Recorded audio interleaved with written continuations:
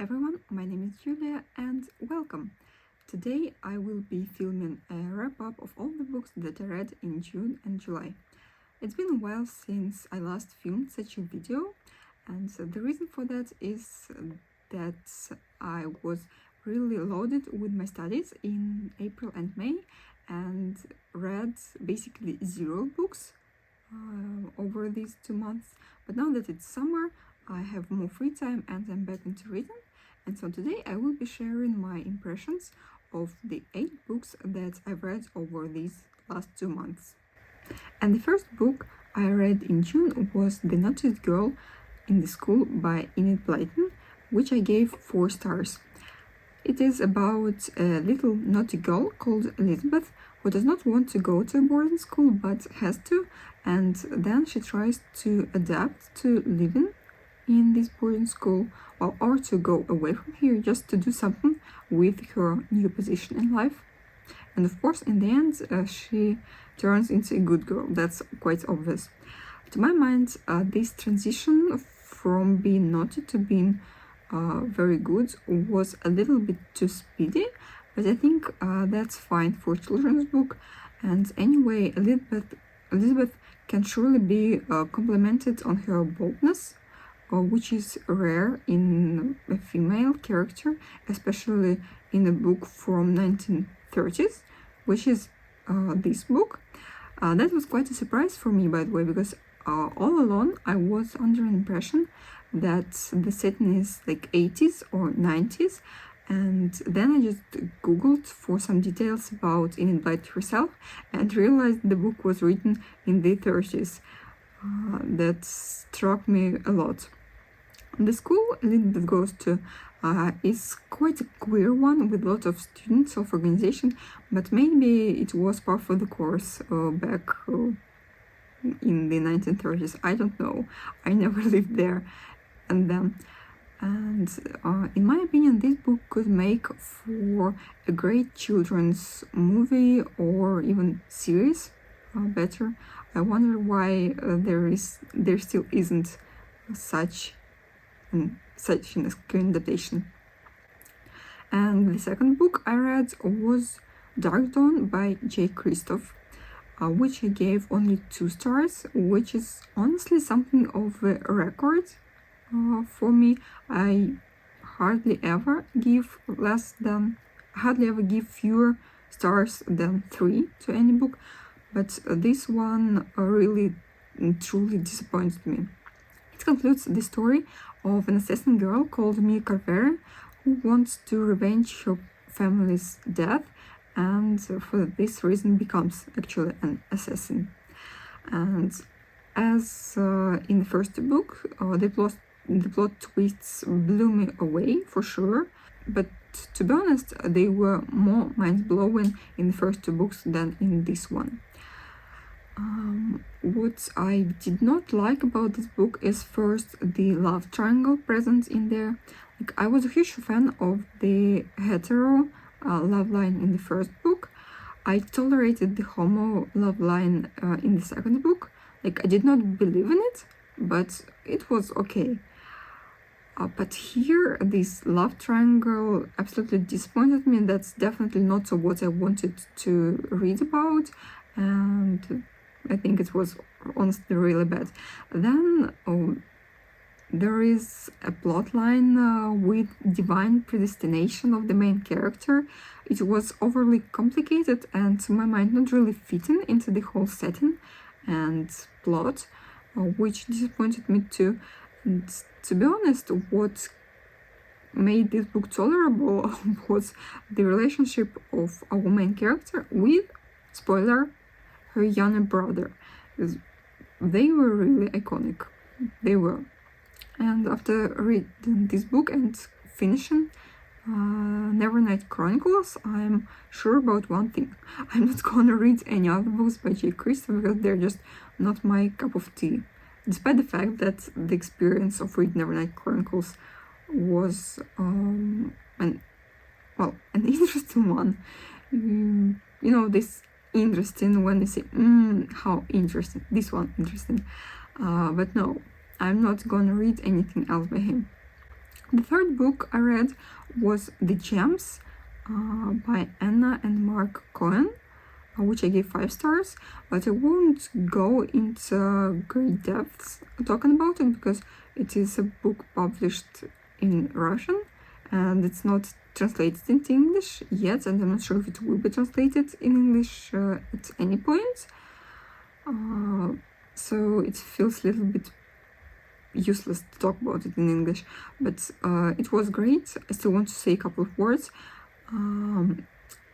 The main characters, 4 young people, 2 boys and 2 girls, serve in a police department in a magical world and solve crimes connected to magic, because they too have some magical gifts, which is a great conception, and I also like the characterization in this book, because all the characters feel alive, and one of them, Norma, is extremely relatable and iconic about what I've already talked in my mid-year book tag. And then the 4th book was Tales of Perks the Pilot by Stanislav Lem, which I gave 4 stars. It is basically a collection of short stories which are like space science fiction. It's there's no point in just talking about the plot of the short stories because, well, they're short and anyone can read them. But I want to note that the general trend in this collection is that the earlier stories have a much simpler plot. It's really easy to predict how it's all gonna conclude, but there are a lot of interesting technical details, whereas in the later stories the plots are more complex. There are more passages about life and philosophy and the character thoughts, but technical descriptions honestly just cease to hold. Then the 5th book and the 1st book in July was another solely Russian one. It is called A Magician from Neglinka, and this is an urban fantasy about a regular schoolboy who discovers that he's a magician and is at the same time dragged into the intricacies of the magical world. It was nothing really special, I think, just a proper urban fantasy. So it's just 3 stars because it's not bad, but not memorable enough. But it's worth spending some time on it if you want to read something easy. Then the 6th book and the book of the month for July was The Hunchback of Notre Dame by Victor Hugo. Yet again, I've already raved about it enough in my mid-year book tag.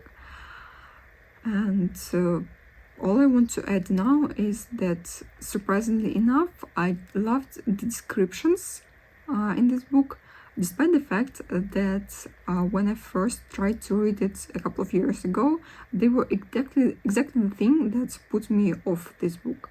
So it's interesting how people and our perception of books in reality change over just a couple of years. But anyway, it was one of the greatest books I've read so far this year, and it might even prove to be the greatest book. Somehow I read the best books in July, yep.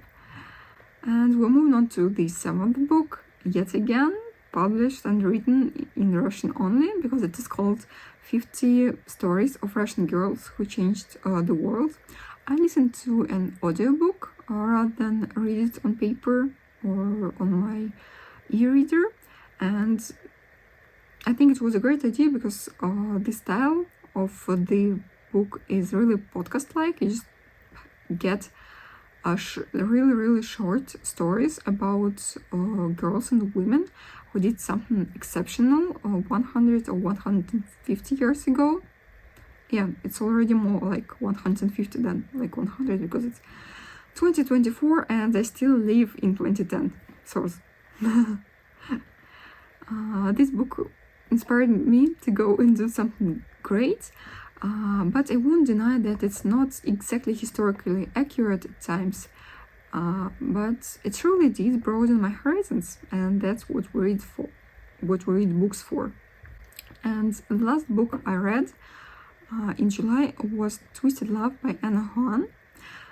It was a recommendation from a friend of mine, and it was a veritable emotional roller coaster. Like, honestly, it was, and that's why I was recommended to read in the first place.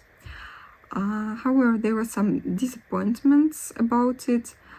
I thought it was gonna be a slow burn romance, but then, like in the middle of the book, these smut scenes came in, and they were too much for me. I used to think that I would never ever be surprised by anything after I read the smut scenes in Nevernight, but yeah, there are still things I can be surprised by, and I'd rather I hadn't been surprised like that. However, the chemistry between the two main characters was amazing, and I loved their other interactions from like decent scenes, because it was great fun, and the author is definitely in possession of a great sense of humor, which is a great addition to any romance novel. And that will be it for now. I hope that you have enjoyed this little wrap-up. If you want to see me again talking about books or life, please subscribe to my channel, Julia Caesar, and bye!